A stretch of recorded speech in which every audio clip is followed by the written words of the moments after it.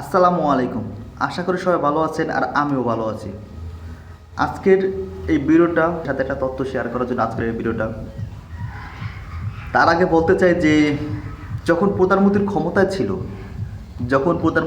ছিল তখনই কারো পাচাটি নেই। আর এখন তো সেই সুযোগই নেই পাচাটার। কারো পাচাটার কোনো সুযোগ নেই। সো আমার কথাটা হলো যে কাফি ভাই, তারা তো আপনারা অনেকে চিনেন, সবার পরিচিত মুখ, ফেমাস কন্টেন্ট ক্রিয়েটর, প্রতিবাদী ভিডিও বানায় সে। 2 দিন আগে আফ্রিদি ভাই তাকে ফোন দিয়েছিল। ফোন দেওয়ার পরে বলতেছে যে তার নামে নাকি মিথ্যা তার নামে নাকি মিথ্যা অভিযোগ দেওয়া হচ্ছে, বা তাকে মিথ্যা হয়রানি করা হচ্ছে যে সে নাকি কাউরে টাকা পয়সা দেয় নাই ক্যাম্পেইন করার জন্য। ক্যাম্পেইনটা হলো মূলত যে আওয়ামী লীগের পক্ষে কথা বলার জন্য, কয়েকটা শর্ট ভিডিও করার জন্য, আর ছাত্রদের বিপক্ষে ভিডিও করার জন্য। তো চট্টগ্রামের ইমরান ভাই বা তাসরিফ ভাই বা আরএস ফাহিম ভাই, তারা সবাই বলেছে যে তৌহিদ আফ্রিদি সবাইকে টাকা দিয়েছে, যে সবাইকে এই ভিডিও বানানোর জন্য, আওয়ামী লীগের পক্ষে ভিডিও বানানোর জন্য। এটা সবাই বলতেছে, কিন্তু তৌহিদ আফ্রিদি এটা স্বীকার করতেছে না যে সে টাকা দিয়েছে কাউরে ভিডিও বানানোর জন্য। এটা আমরা সবাই জানি যে চোর যখন চুরি করে সে কখনো বলে না যে আমি চুরি করেছি, কখনো বলে না। যখন এটার প্রমাণ আসবে, আপনি চান্দু কই যাবেন, তখন আপনি চান্দু কোথায় যাবেন? বাইচান্স যদি সরকার পতন না হতো, তাহলে আপনারা একবার চিন্তা করে দেখছেন, যারা আওয়ামী লীগের বিপক্ষে ভিডিও বানিয়েছে, এই কাফি ভাই বা সালমান মুক্তাদি, আয়মান সাদিক বা যারাই বানিয়েছে, বা ওমর ভাই আছে, যারাই বানাইছে না কেন, তাদের অবস্থা কী হতো? ওই যে আয়নাঘর আছে না, আয়নাঘর, এতদিন তার আয়নাঘর থাকতো যদি সরকার পতন না হতো। আর এই তৌহিদ আফ্রিদি এখন তো কোনো কিছু স্বীকার করে না যে ভাই এটা আমি করছি, ওটা করছি। এখন তার কোনো দোষ নেই, একদম তার কোনো দোষ নেই।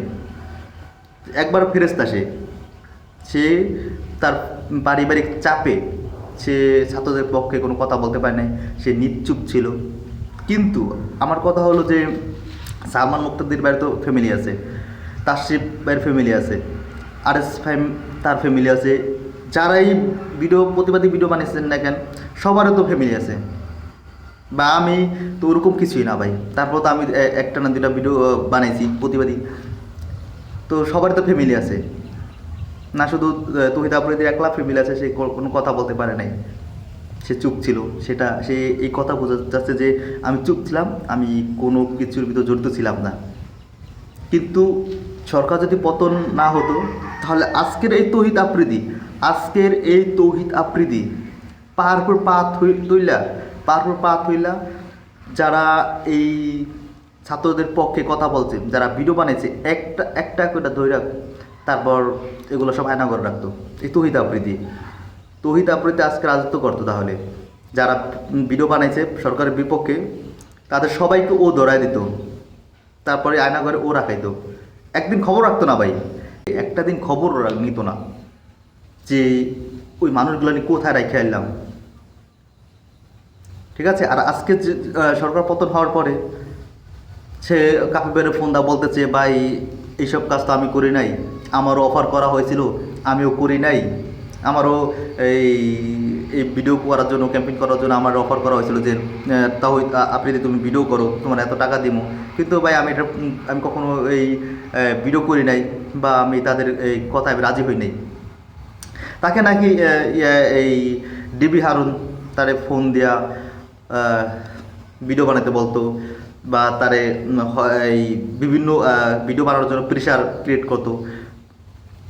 কত অজুহাত, কত কথা ভাই।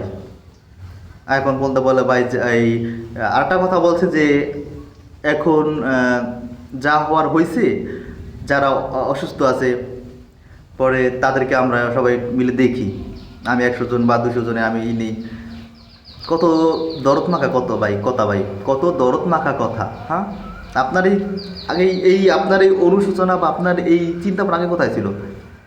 কোথায় ছিল? আপনি ছাত্রদের পক্ষে যদি কথা না বলেন, তাদের তো বিপক্ষে কথা বলার আপনার কোনো যুক্তি নেই। আপনি যেতেই পারেন না তাদের বিপক্ষে। আজকে সরকার পতন হয়েছে, এখন আপনি আসছেন মিশতে, ছাত্রদের সাথে মিশতে আসছেন।